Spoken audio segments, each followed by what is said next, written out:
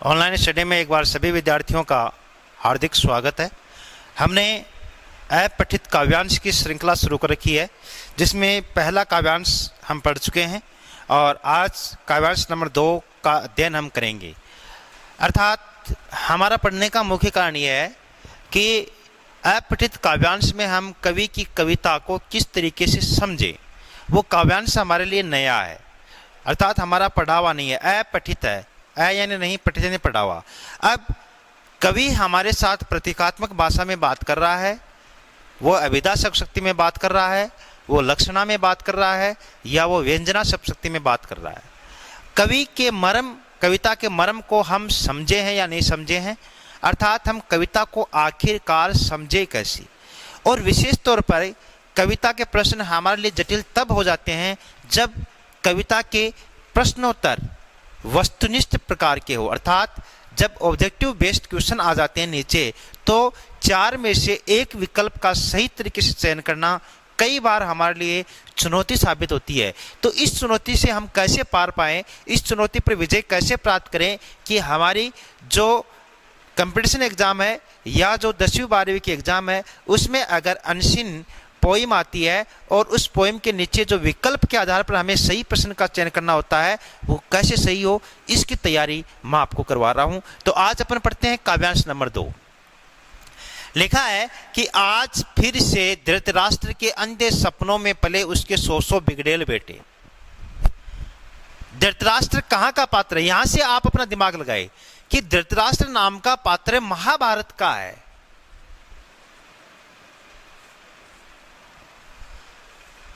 Exam hall में बैठे बैठे आपको संपूर्ण बात याद आ जाएगी विद इन 5 सेकेंड। कितने बात याद आएंगे? धृतराष्ट्र, उसका बेटा दुर्योधन। धृतराष्ट्र पुत्र मोह में दुर्योधन की हर गलत बात को स्वीकार करते हैं, क्योंकि वो पुत्र मोह में है। वे विदुर की बात को कोई महत्व नहीं देते हैं, भीष्म पितामह की बात को कोई महत्व नहीं देते हैं, भगवान कृष्ण भी समझाते हैं, उनको भी महत्व नहीं देते।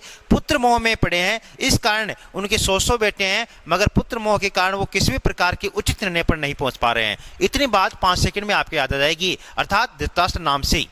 अब यहां से आज की बात हुई है, मतलब महाभारत तो 5-6 हजार साल पहले हुआ होगा, कुरुक्षेत्र का मैदान। लेकिन बात कब की कर रहा है? आज की। तो मतलब कुछ न कुछ कवि कहना चाहता है महाभारत को आधार मानकर, अर्थात यहां आपको प्रतीक अर्थ के रूप में धृतराष्ट्र का प्रतीक अर्थ क्या लेना है? वे सभी राजनेता, देश के वे राजनेता जिन्हें सत्य तो दिखता है, जिन्हें राजनीति में धर्म तो नजर आता है, मगर वो अधर्म की राजनीति करते हैं, असत्य की राजनीति करते हैं, अन्याय की राजनीति करते हैं।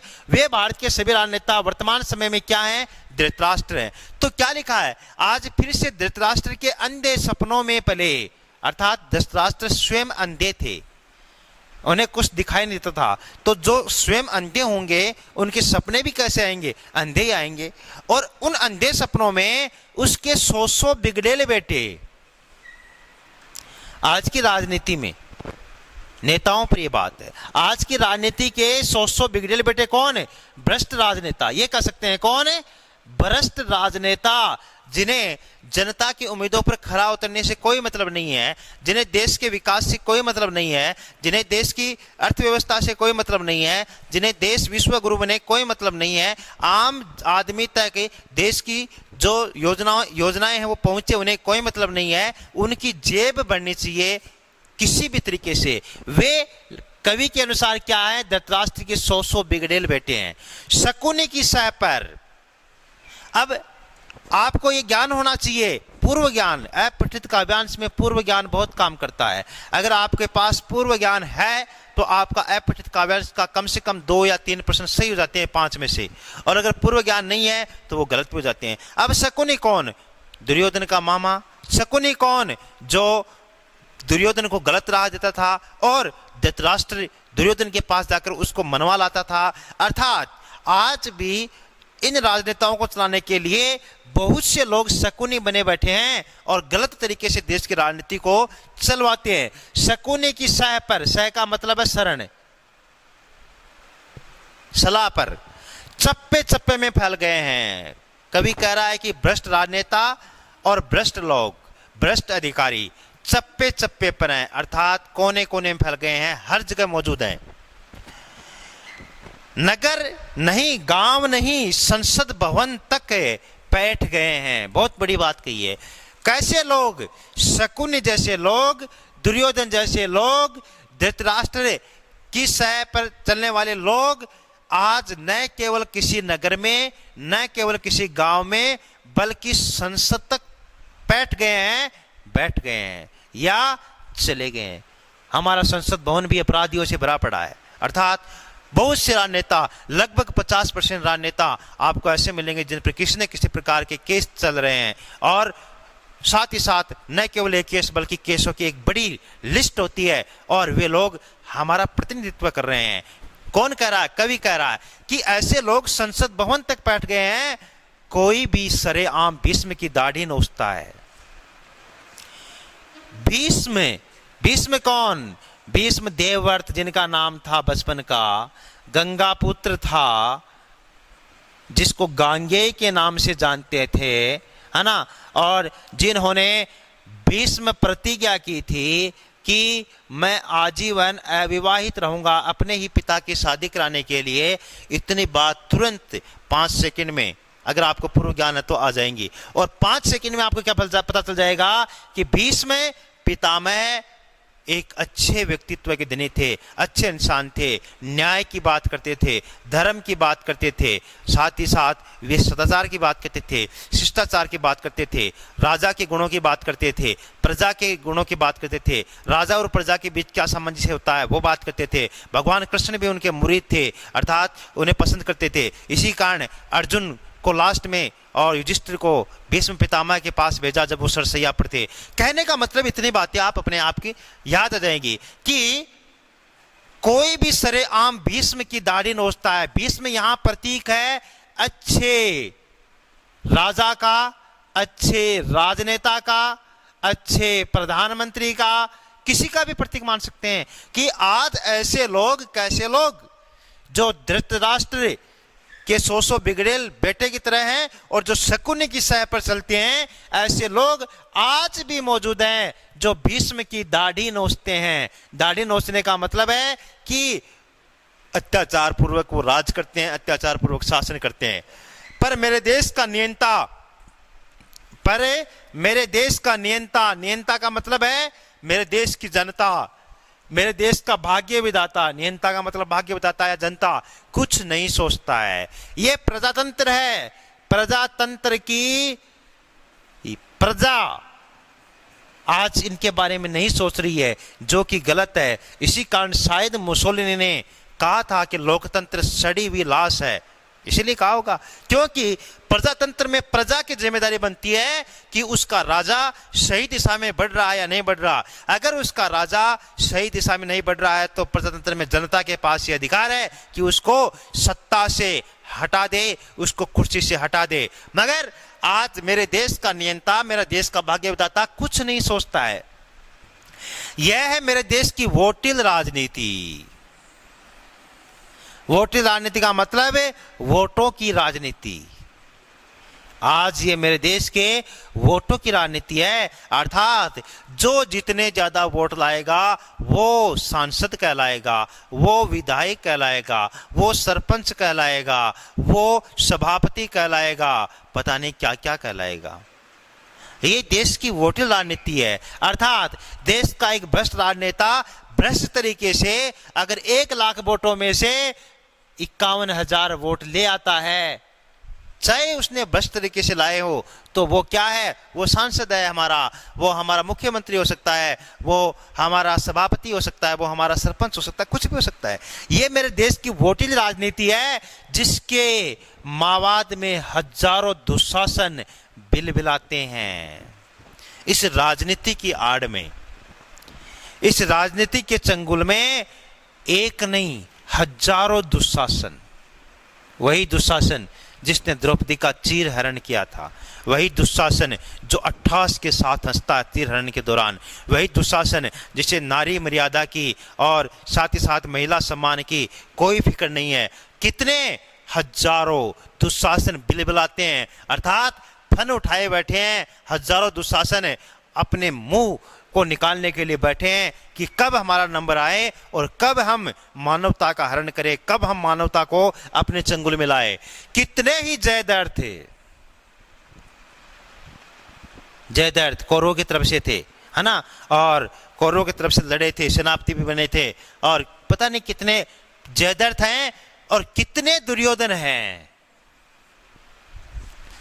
कितने ही शकुनी हैं पासा फेंकने में और गलत तरीके से पासे के खेल में जीतने में माहिर था। टेढ़ी चाल से ये सब क्या करते हैं, ये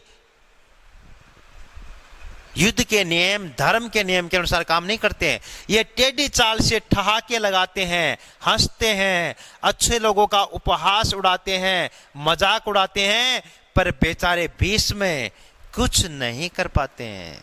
आज भी इस देश में बहुत भीष्म है, आज भी इस देश में अच्छे राजनेता हैं, आज भी इस देश में अच्छे अधिकारी हैं, आज भी इस देश में अच्छे डॉक्टर हैं, आज भी इस देश में अच्छे टीचर हैं, मगर जब जयद्रथ ज्यादा हो जाए, दुर्योधन ज्यादा हो जाए, शकुनी ज्यादा हो जाए, धृतराष्ट्र ज्यादा हो जाए और भीष्म कम बचे तो उनकी कहां चल पाती है। यह बात यहां कही है।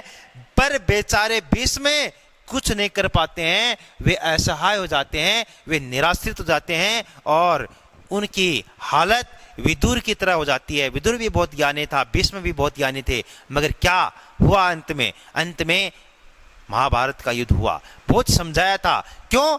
क्योंकि जब भ्रष्ट लोग ज्यादा समाज में फैल जाएंगे, देश में ज्यादा हो जाएंगे, तो अच्छे लोगों की नहीं चलती है। और कोई भी देश अच्छे लोगों से चलता है, भ्रष्ट लोगों से सही दिशा में नहीं चलता है।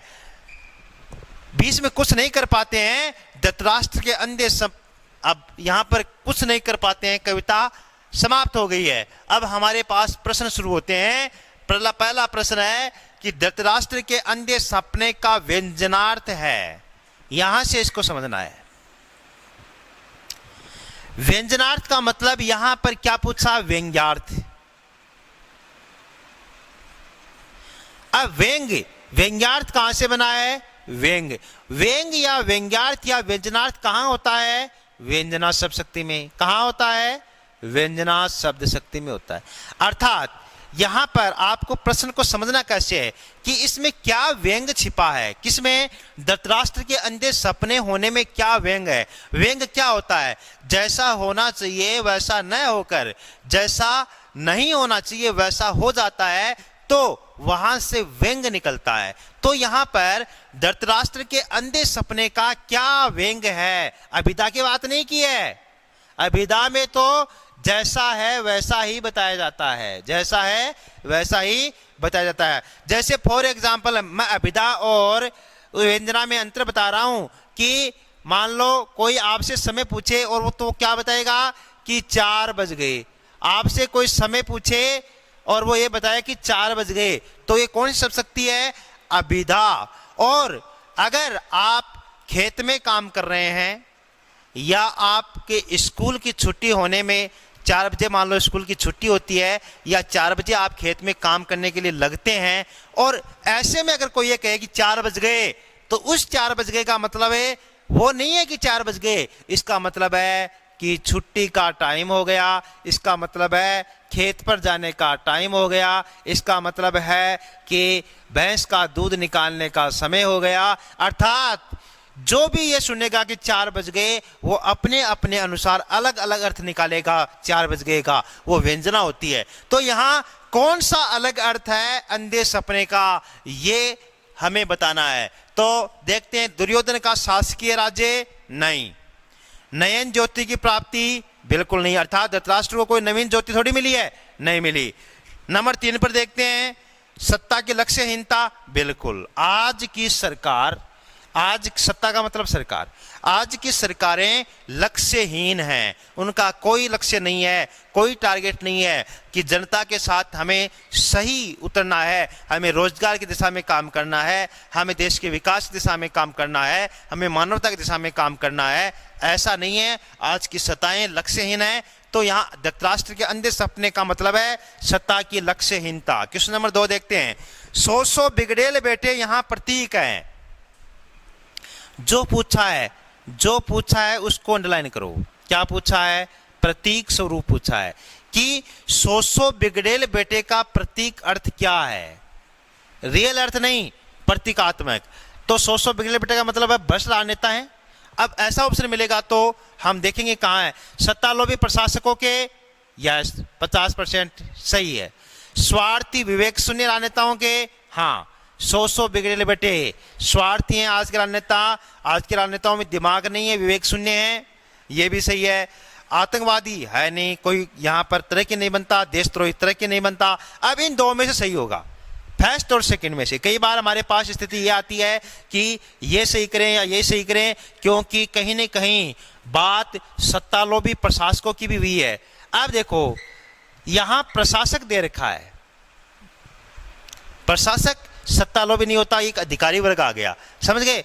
अब यहां बात किसकी करेंगे? राजनेताओं की करेंगे। तो कैसे राजनेता? स्वार्थी और विवेक शून्य। तो ऑप्शन जो नंबर 2 है वो हमारा सही हो जाएगा, स्वार्थी विवेक शून्य राजनेताओं की ये बात है। नेक्स्ट है क्वेश्चन, कवि के अनुसार देश की दुर्दशा के लिए जिम्मेदार है कौन? जिम्मेदार है देश के नेता, जिम्मेदार है। कैसे नेता? भ्रष्ट नेता। और कौन जिम्मेदार है? देश की राजनीति। कैसी राजनीति? वोटिंग राजनीति। अब इन दोनों में से कोई ऑप्शन में हमारे पास आएगा तो देखते हैं क्या आता है। धृतराष्ट्र नहीं, वर्तमान समय में नहीं, धृतराष्ट्र तो प्रतीक अर्थ है।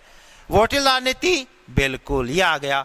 और देश की जनता किसी भी रूप में नहीं, देश की प्रशासक किसी भी रूप में नहीं, तो इसका अर्थ हो जाएगा वोटिंग राजनीति। अगर यहाँ वोटिंग राजनीति की जगह यह होता कि देश के भ्रष्ट नेता, तो ये हो जाता। अगर यहाँ क्या दे रखा? वोटिंग राजनीति, तो ये हो जाएगा। तो विकल्प के अनुसार हमें सही विकल्प का चयन करना है। सबसे सटीक विकल्प कौन सा है, हमारा टारगेट ये होगा। हालांकि हो सकता है कि 2 विकल्प मुझे सही नजर आ रहे हैं, मगर 2 में से भी सबसे ज्यादा सही कौन सा है वो आपका उत्तर होगा। काव्यांश का उचित शीर्षक क्या होगा? किसकी चर्चा की है? देश के भ्रष्ट नेताओं की चर्चा की है, भ्रष्ट राजनीति की चर्चा की है, वोटिंग राजनीति की चर्चा की है, साथ ही साथ लक्ष्यहीन सरकारों की चर्चा की है। अब इनमें से कोई सा भी आपको ऑप्शन में मिले तो अपन देखते हैं। धृतराष्ट्र और उसके पुत्र, नहीं, ये तो प्रतीकात्मक भाषा है। भीष्म की दाढ़ी, नहीं। वोटिंग राजनीति, हाँ 50%, ये सही है। भारत के भ्रष्ट नेता 100%, ये ज्यादा सही है। अर्थात इसकी तुलना में भारत के भ्रष्ट नेता कहीं विकल्प ज्यादा सही है। इस कारण ऑप्शन नंबर 4 सही हो जाएगा। दाढ़ी नोचना मुहावरे का अर्थ है, दाढ़ी नोचना। कौन नोच रहे हैं? आज भी लाइन क्या थी? आज भी शकुनी की सह पर चलने वाले ऐसे लोग 100 बिगड़ेल बेटे शकुनी की सह पर भीष्म की दाढ़ी नोचते हैं, अर्थात अत्याचार पूर्वक, दमन पूर्वक राज करते हैं। तो यहां पर क्या हो जाएगा? अनुचित आचरण से क्षति पहुंचाना, बिल्कुल सही ऑप्शन है ये। अनुचित आचरण से क्षति पहुंचाना, लज्जित करना नहीं, बहादुरी कार्य करना नहीं, हास्यपूर्ण कार्य करना नहीं। तो यहाँ पर ऑप्शन नंबर 1 हो जाएगा कि वो उनका कार्य करने का तरीका उचित नहीं है, अनुचित है। आचरण का मतलब उनका व्यवहार, उनका चरित्र, उनका अनुचित चरित्र आज समाज को, देश को क्षति यानी नुकसान पहुंचा रहा है। तो ये ऑप्शन इसमें सही हो जाएगा। नेक्स्ट देखते हैं, पद्यांश में प्रयुक्त प्रमुख शब्द शक्ति है। ये प्रश्न है वो आरपीएससी स्टैंडर्ड की तैयारी कर रहे हैं या फिर किसी बड़ी एग्जाम की तैयारी कर रहे हैं जिसमें शब्द शक्ति शामिल है, उनके लिए है। इसमें लक्षणा शब्द शक्ति है, अर्थात जहां लक्ष्यार्थ प्रकट हो, जहां आप वाच्यार्थ और व्यंग्यार्थ के स्थान पर लक्ष्यार्थ हो, या लक्षणा शब्द शक्ति कहाँ होती है? जहां पर मुहावरों में बात हो। मुहावरे हमेशा लक्षणा शब्द शक्ति होती है। तो बहुत से मुहावरे हैं, मुहावरेदार शैली है। तो अगला प्रश्न अगर ये पूछता कि इसकी शैली कैसी है, तो इसका उत्तर ये भी हो सकता है कि इसकी शैली क्या है? मुहावरेदार है। इसकी शैली क्या है? इसका उत्तर ये भी हो सकता है कि इसकी शैली प्रतीकात्मक भी है। ये भी इसमें हो जाएगा। नेक्स्ट है, देश के शुभ चिंतक के रूप में कौन आया है? देश का भला कौन चाह रहा है इस कविता में? भीष्म पितामह चाह रहा है, भीष्म जैसे लोग। लास्ट लाइन क्या कहती है कि इन सब के सामने बेचारे भीष्म की कहां चल पाती है। तो देश को बनाने वाले कौन, देश के निर्माता कौन, देश को सही राह देने वाले कौन, भ्रष्टाचार मिटाने वाले कौन, भीष्म जैसे लोग। तो यहां इसका उत्तर हो जाएगा भीष्म। शकुनी तो गलत आदमी था, अर्थात गलत तरीके से दुर्योधन को गाइड करता था, नहीं हो सकता। जयद्रथ कौरवों की तरफ से लड़ा था, जिसका सिर भगवान कृष्ण ने काटा था तो उनके पिता की गोद में जाकर गिरा था, यही वही जयद्रथ है। युधिष्ठिर का नाम ही नहीं आया कहीं, जो धर्मराज के नाम से जाने जाते हैं, और काव्यांश में कहीं नाम है ही नहीं, तो कैसे हो सकता है? तो उत्तर नंबर 3 इसका सही हो जाएगा। इस प्रकार हमने इस वीडियो में जाना कि एग्जाम हॉल में बैठकर हम किस प्रकार से अपठित काव्यांश या अपठित गद्यांश के प्रश्नों को सही तरीके से कर सकते हैं। उम्मीद करता हूं कि ये वीडियो आपको अच्छा लगा होगा, समझ में आया होगा, आपको ये भी पता चला होगा कि हमें किस प्रकार से आज तक अपठित काव्यांश को पढ़ रहे थे, समझ रहे थे, हमारा समझने का तरीका आगे से कैसा होना चाहिए, और भविष्य में हमारे विकल्प के आधार पर जितने भी प्रश्न आएंगे कि कौन सा विकल्प सही है। देखो, अपठित कविता में अगर विकल्प सब्जेक्टिव एग्जाम हो कि उत्तर लिखना है 2 लाइन में, 3 लाइन में, 1 लाइन में, तो कैसा भी ले सकते हैं, हमारी भाषा चेंज हो सकती है, हमारे कहने का तरीका चेंज हो सकता है। मगर जब विकल्पात्मक एग्जाम हो, ऑप्शन को सही करना हो, तो उसका तो उत्तर एक ही सही हो सकता है, और वो एक सटीक उत्तर चाहिए। इसलिए आपको अपठित काव्यांश की तैयारी करवाई गई है कि आप सटीक उत्तर का चुनाव करके आप पेपर में या प्रश्न पत्र को सही तरीके से करें, ताकि हमारे अच्छे प्राप्तांक आएँ, अच्छे मार्क्स आएँ। उम्मीद करता हूं कि आज का पद्यांश आपको समझ में आया होगा। एक नए पद्यांश के साथ मिलते हैं आपसे कल, तब तक के लिए नमस्कार।